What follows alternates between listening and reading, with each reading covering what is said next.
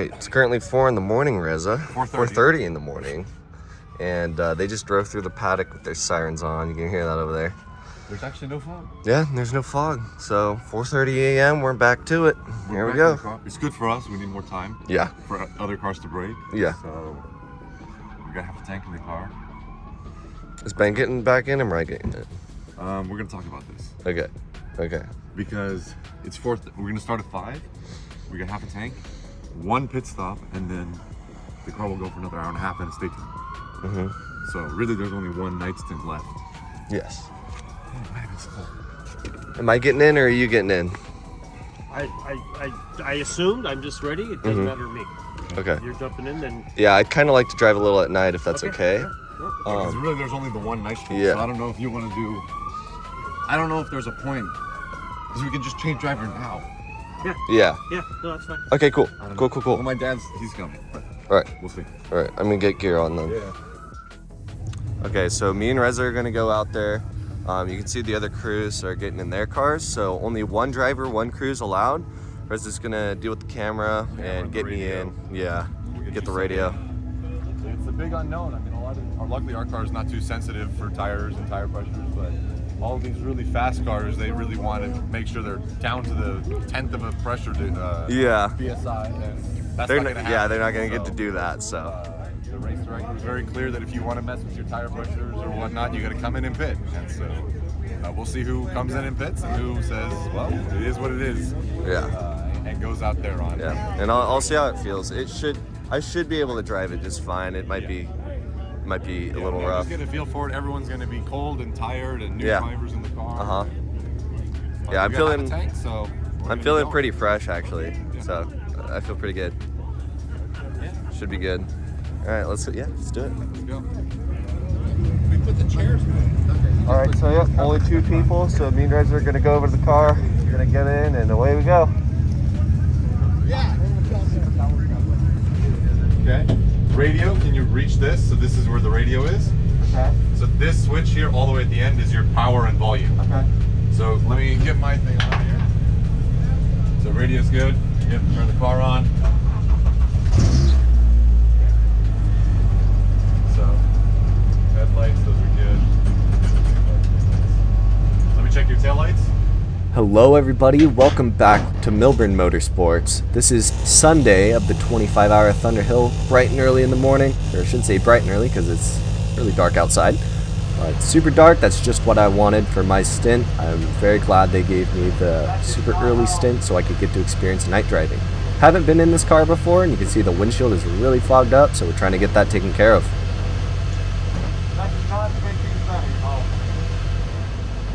So I learned how the car works beforehand, at least where all the switches are and things like that, things I'm going to need while I'm driving. The defroster was one of them, so I flicked that on. It's getting better as it starts to heat up a bit more, which really helps. And away we go in first gear. You can see I don't have too much of a feel for the clutch yet. This is the first time I've driven the car, so you guys are along with me for the ride. First time driving at night. First time driving this car. Should be a lot of fun. I did a lot of talking with other drivers just to get a feel for what to expect at night, how to figure out how cars are coming up on you, all kind of things like that. It's really kind of hard to gauge. It's one of those things where you can't really see anything behind you because the lights are so bright. It's really hard to tell how far back they are. Like you can see right now, the guy behind me, you can see his beams, and you can look in my mirror there. I actually have it tilted up a little higher than I need it to. That way, if I just tilt my head up, I can see into that mirror, and it gives me vision of what's behind me. That way, I'm not just getting blinded by the car behind me at all times. I had all of my mirrors set like that, so just a small head tilt to the left, small head tilt to the right. I can see the side mirrors, small tilt up, and I can see the top mirror. Look at this fog, guys. You can see me putting the wipers on by accident. I bumped it with my hand. There we go, they're back off now. But the fog outside is just insane. It was way worse last night. So the pace car is going to stay out for a bit until they make sure it clears up. You can see this pocket we're in right here over turn 5. It just all of a sudden got clear. So there's still pockets of fog left out on the track. And as we're going around it, they're just making sure everything's going to be good to go. Everybody's tires are super cold. All the drivers are completely tired. Maybe some of them got some pretty good night's rest, whoever needed to drive the next day. I made sure to do the same thing.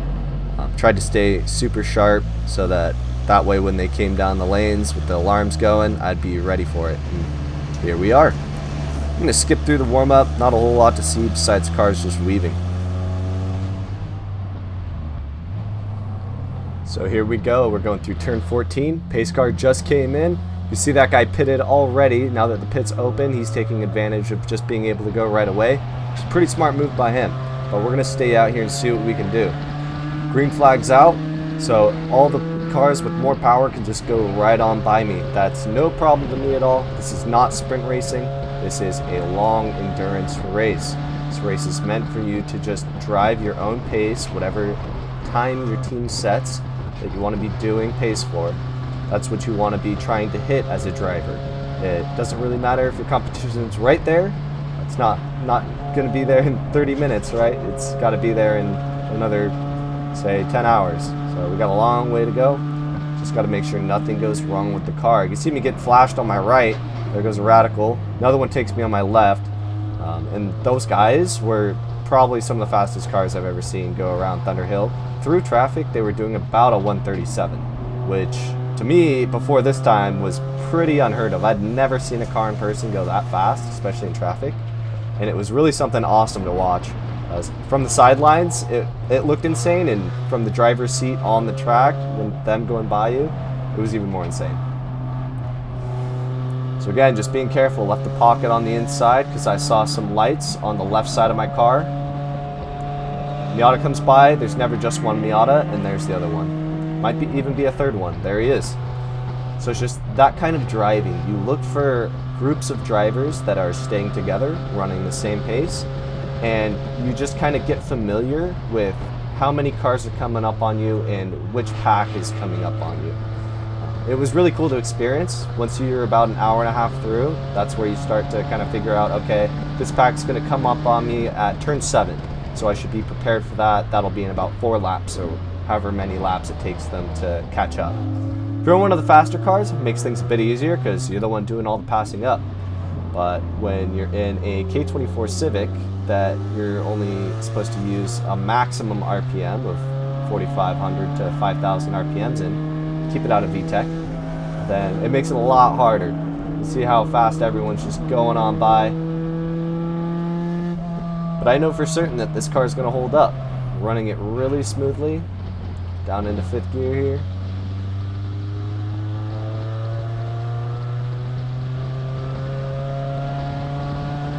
And just smooth and gentle. That is the trend of this race, is just be very smooth, very gentle. Try and use the brakes as little as possible. Generates less heat for the brakes, less wear. And don't be scrubbing your tires because you're going to need them for a long time. You got a long way to go on them.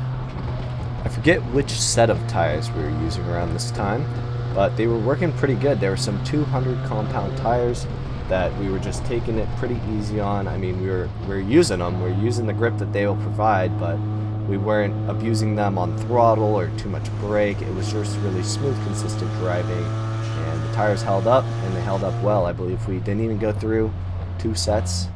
I think we just probably ran it on 1 set for about the whole day of Saturday, and then part of the day Sunday, and then we swapped onto a set of slicks for the back half so we could start moving out a bit faster.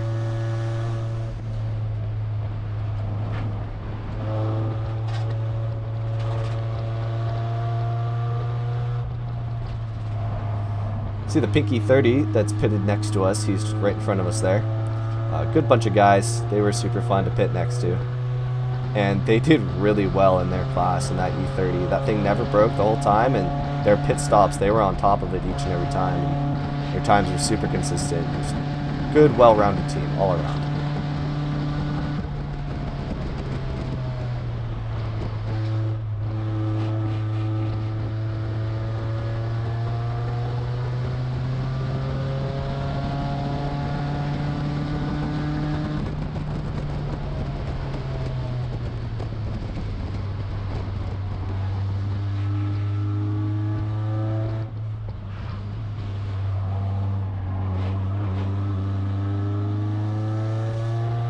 That big barrier between 11, 12, 13 is really a big deterrent for cutting over that concrete patch, as I normally do in my track day videos, if you guys have seen those. Normally I just drive over that concrete patch. Can't really afford to do that this time around with that big wall there.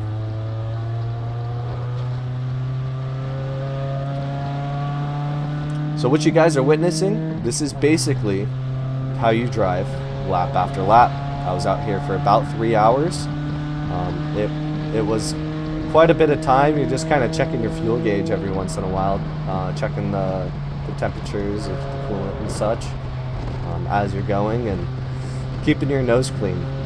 That's really all you can really do. What we were kind of betting on is, as we're going around, people would start falling off or start to break their cars, and especially in ES class where people are running times of like 150 and under, you have a lot of opportunity to break a vehicle going that fast in it. A lot of the cars were well equipped and capable to do that, but the amount of time that we lost throughout the entire night from the red flag really harmed our strategy. So it puts us now at a disadvantage because we've been going slow and steady.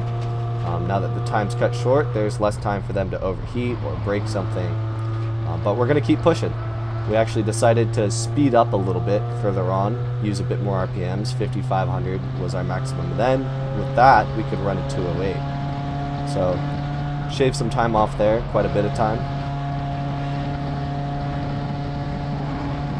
It was just to start kind of closing that gap a little bit, or not really closing, but lessen the length of how much time we were losing per lap.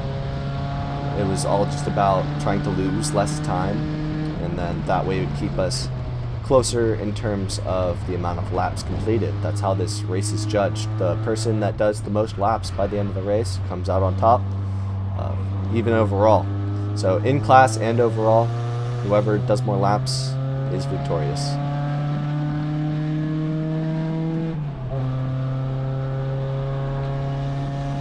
So there we go, there's a Radical just flying by me. You could barely see his lights for only a moment before he just comes up on you and he's gone.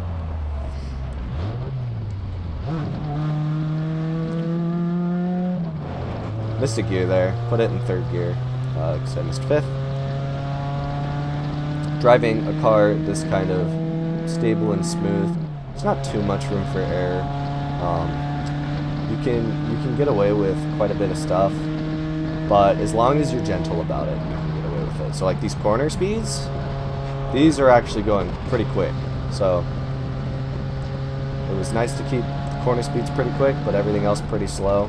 It's much better for the car. I'm going to go ahead and sift through some of this footage, find some interesting key points, and then I'll come on back.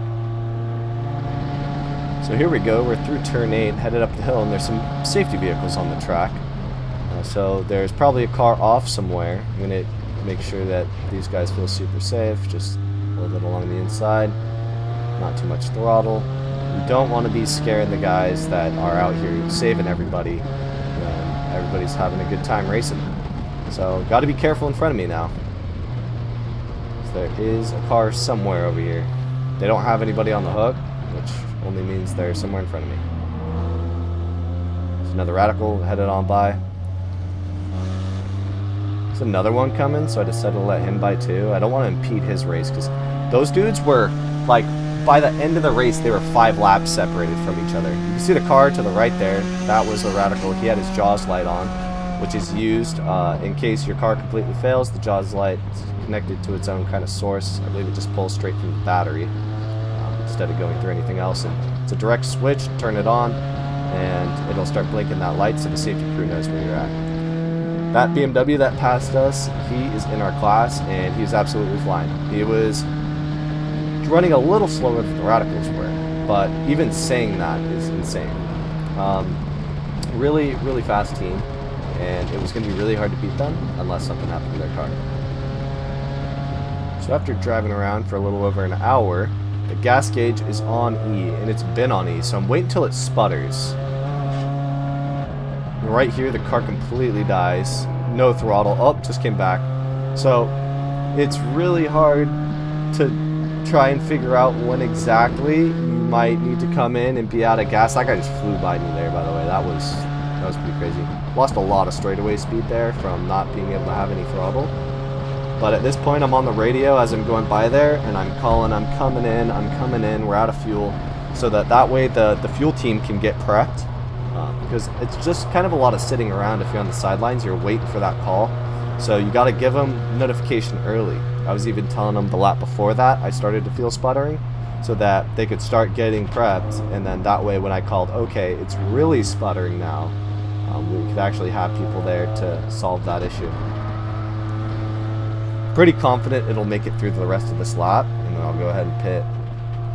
Entering the pit lane now, so in the pits, headed to my stall.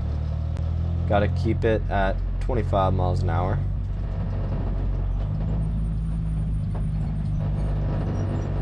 And then I got to tap that cone nice and centered right about there. So that'll keep me centered for all the crew to do what they need to be doing with the car. Fueling, checking tire pressures, adjusting tire pressures. This is our first pit of the day. So we got to check everything out, make sure everything's good to go before we send the car back out. Camera's on.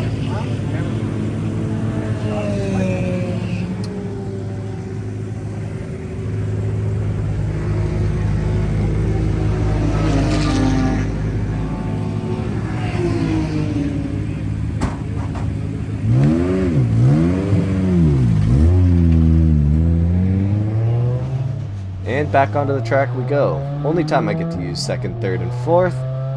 It's not that bad though. Learning to drive in fifth and sixth only was actually pretty interesting and just added more things I know how to do now, is drive with a limited car. We're going to stay over this blend line and not merge into traffic. Just got to check our left and make sure nobody's there. This was something pretty interesting that came up a bit later on after that. So I was just kind of going through my normal routine, driving in fifth gear through 13. Some safety vehicles.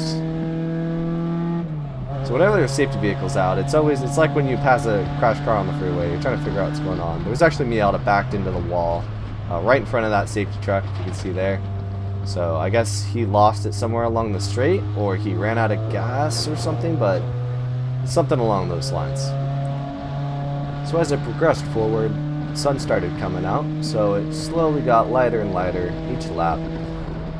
And yeah, daybreak was coming out, so it might start warming up at some point as the sun starts to come out. Look at that view. It's just such a pretty time to be driving around a racetrack. Following this Miata around. I was following him around for a little bit, just kind of keeping pace together. I think he was conserving his car for a bit, because I know he could go faster than I was going. But yeah, there wasn't too many more things that were crazy incredible going on. Oh, I completely missed turn 4. That's probably just a sign of oh no, I was letting a car by. Cool. I didn't just completely blow it. Another Miata. That car, that blue MX-5, was crazy fast. He just had corner speed for days as well. But there wasn't anything too crazy going on. So I drove out the rest of my stint, kept my eye on the fuel gauge just to make sure I wouldn't run out of fuel.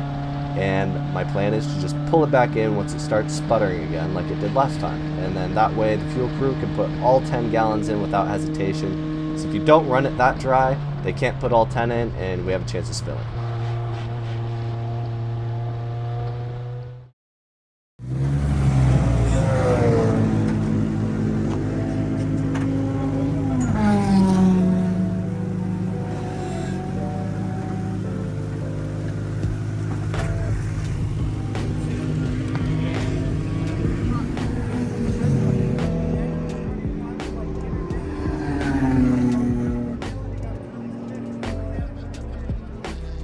He checked it. Tires look really good. Brake pads look really good. Pads look good all the way around.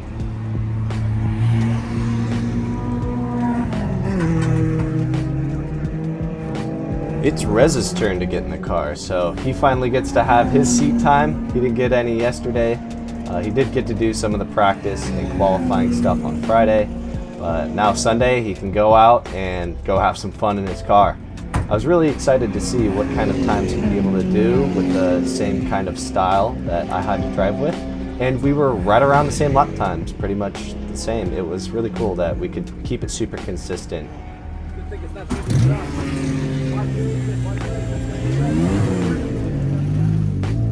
Well, Sean, how do you like being on the track at nighttime? It's fun. It's fun. It's kind of hard to gauge the headlights at first and where exactly people are. But you start to get the feel for it. And after that, dude, the white and green radical laps you every 3 laps. You kind of get a feel for how fast he's going to come up. You start seeing his lights, you keep on your line, and he just darts right by you. And so, yeah, you just, there was a Beamer that was always passing me as I was coming out at 12. Every 4 laps consistently, exact same spot. So as I kept going around, I was like, okay, there's 2 radicals together. There's one separated about 20 seconds back, and there's another one 10 seconds behind him. Yeah. And you just keep doing that until you get a feel for where everybody is on the track, and it makes it a lot easier. So, yeah, it was pretty fun. Was it fun? Yeah, that was cool. Yeah. That was cool. I think I was doing pretty good. I had the thing in 6 with like just resting my foot on the gas the whole track. Like the only time it was in 5th was for 11 and 15, and that was the only 2 corners. Everything else was in 6 the whole time. Really? Yeah. 213s, all 6 except for those 2. Really? That's amazing. Yeah, it was. Wait, so those were just 213. Yeah, and it was literally 6 gear partial throttle the whole way. Nice. Yeah. How Well- long did I get? You didn't get very long. So Gordon beat you. Yeah. How long? By, Maybe 10 minutes. By about 15 minutes. Oh, okay. But the thing is, you were 213 like this. Yeah. Gordon was like this. fluctuating, and so I think, yeah, okay. That's pretty good. I don't know how that that. Like, I would be real careful. So after I got out, I went to sleep for like 3 hours. So what's happened in between me going to sleep and being here again? I don't remember. So much has happened. I can't remember to tell you what's going on. I heard Gordon, so Reza got in the car. He started putting down some laps. We put Gordon in after you, correct? Reza in after me. Oh, Reza after you. Reza did great. He was doing 213s, Okay. same as you. Yeah. Except he did it with 5,000 RPM. Yes. And That's the same as I was doing. Okay. And then, no, sorry. So he did a 211. Oh, okay, that's fast. 11 at 5,000 RPM. And then Gordon got in, and Gordon was doing 213 Okay. and maintaining the pace. But Gordon seemed to, he had a little problem with fuel where he was running out of fuel a little bit too soon. Uh-huh. There's something going on. I think the check valve on the gas tank or something, because there's pressure being built up inside the gas tank. Okay. So when you take the cap off, it goes poof, Oh, really? Oh, it shoots the cap off? almost. Wow. So we got to worry about that. But now Reza's doing 210s and He's doing 210? 210. Wow, is he using 5th and just trying to go No, for it? Or? 56. He's just raised it up to 5,600. Okay. Okay, so he's using a bit more. So he's like in 5th back over here now? I don't know. But Don't know? Okay. I just said 5,600. Okay. And no fourth gear. Okay. Nice. Wait, what happened? What happened? He's cutting him off. Yeah? He gets over there, he almost dies again, and he thinks to turn into the paddock. Oh, he just turned in right here? Oh, man. I'm sure they're watching, and we're sitting there going, Yeah. Okay, third place. Yep. I mean, yeah, keep running to 210, we might actually catch up. well, I was right here. I saw it. And I'm waiting for which way are you going to go? Yay, go right. We'll see how fast they get it back out. All right, Rez is gonna come in soon, and then I'm gonna hop back in the car. The guy in 3rd place broke his car. They're putting a new differential in it. So we're running about 210, 211 now. I think we increased the amount of RPMs we're able to use. That way we can get a little faster times out of it. So you're gonna have to like read your out my strategy of what gear to be in where, and kind of figure it out while I'm out there and keep the car running well, because if we can just keep our strategy of not braking, then we'll be all good.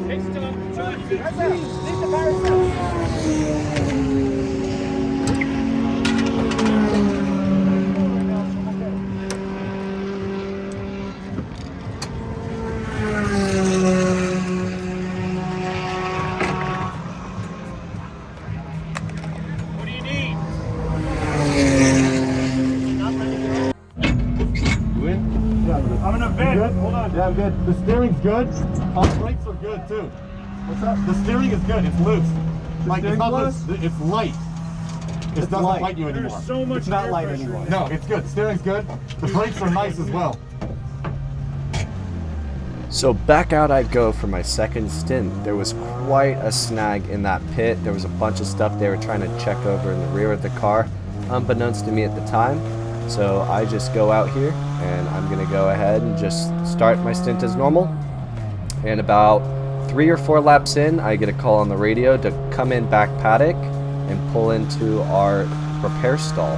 So of course I do that, and I take it really nice and easy on the car, just because I don't want the problem that's going on with it to get any worse. So go ahead and pulled it in after that.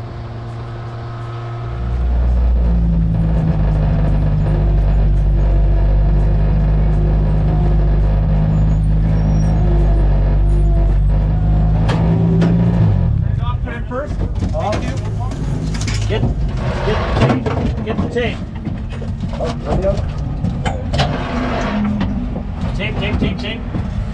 Tape. Put it in the gas door.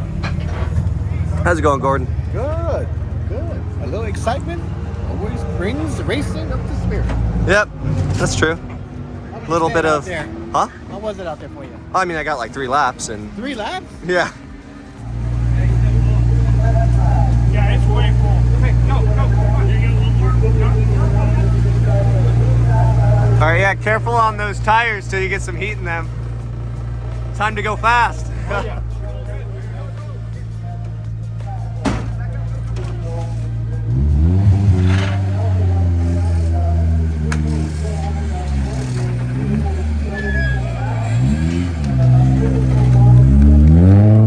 That's pretty solid. That's pretty solid.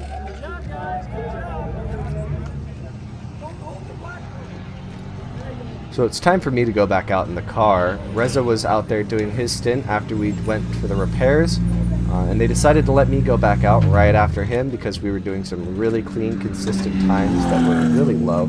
So with these slick tires, we could go even faster. We were doing about 207, 208 on these things, 5,600 RPMs, 56 only, and we were getting about an hour and a half worth of fuel out of it. So worked really good. It's about noon, so since we snuck on those tires, it's 12 to 3 is how long we're running those for.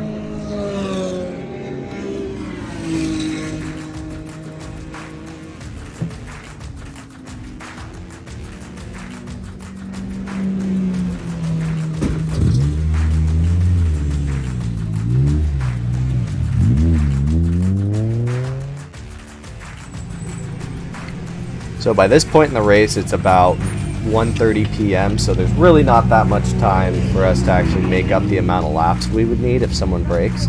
So even if someone breaks right now, the race is pretty solidified, at least in our class, so we're letting anyone that wants to drive, as part of the drivers here, go out and drive.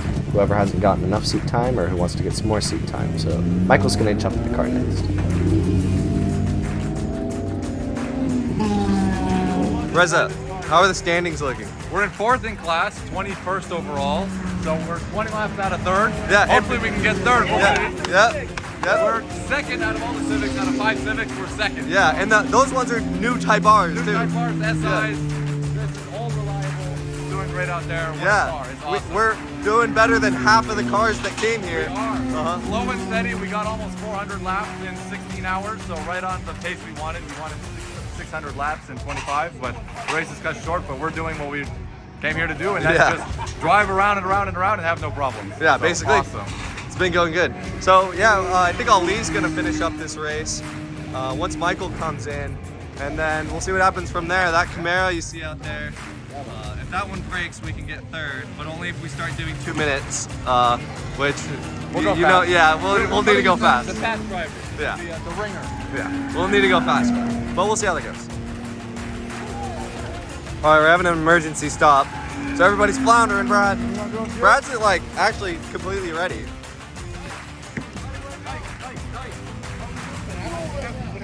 Oh, I think the shifter needs some more wire on it. The temporary fix was, of course, temporary, and now it's going to be another temporary fix. What time is it? 2:20. We should probably put fuel if he wants to finish up, because it's probably like We quarter added to 10. 5 right before Michael went out. Oh, he added 5? Okay, yeah, we're good. We're good. All right, Michael, what happened in the car? Well, never a dull moment in endurance racing. So I was coming out of 12 and basically revving it up, not my normal line, tried to grab 6th, and all of a sudden just went into neutral and it revved, and I'm like, what's going on? And I thought that I couldn't get a gear at all. So I wasn't sure if it was a transmission or what was going on, and then I remembered about the shifter, looked down, saw the shifter was disconnected. Oh, it was just not even on? It was, the cable was gone, it wasn't connected. Yeah. And then I remember what Gordon said, which is you can just grab the cable and shift. So I grabbed the cable, stuffed it into gear, and came into pit. And fortunately, I was right by the pit entrance pretty much. Yeah. Wow, that's lucky. I Okay. didn't have to go around the track again. So yeah, it worked out okay, but I'm just glad the car's still drivable for Ali to take. Yeah. That guy's having fun. Burn that oil in true Honda fashion. I think they're trying to do like both across the line, but yeah, we can just see the smoke on that one. Yeah, they're just gonna wait then. These things are really cool though, but I mean.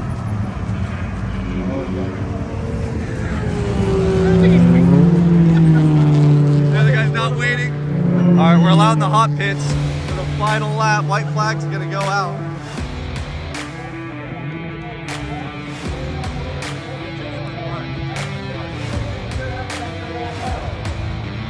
Yeah!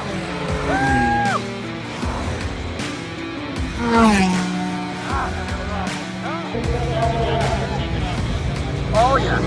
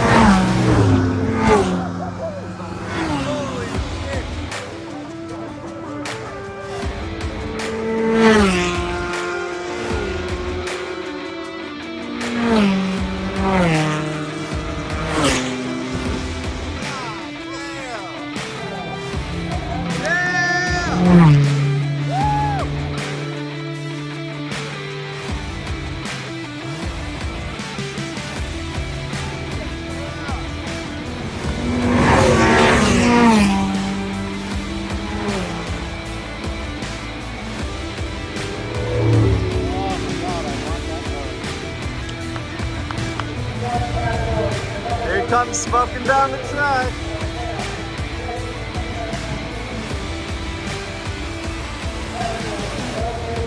Yeah! Oh my God!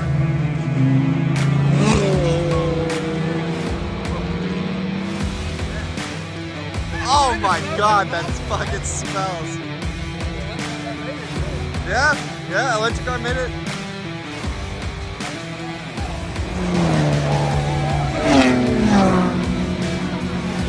Yeah! He was close. Yeah. Yeah, that lights. Oh, that was awesome. All right, it's picture time with the car. Yeah. Yeah!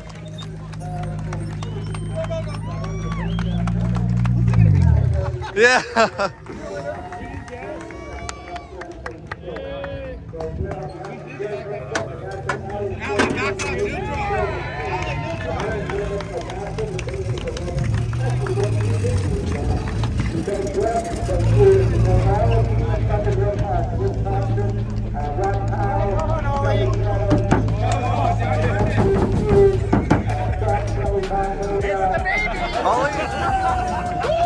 Yeah!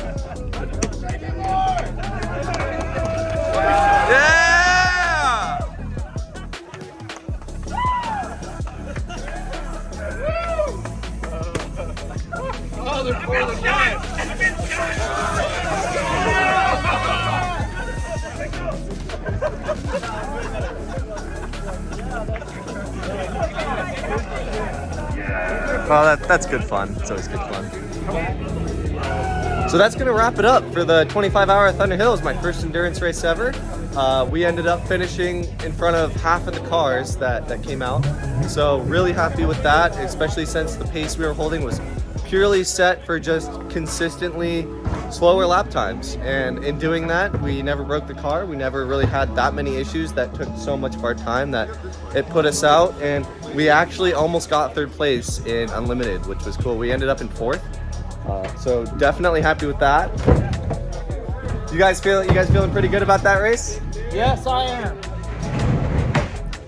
So that's going to wrap it up for the 25-hour Thunder Hill presented by NASA with gogogear team.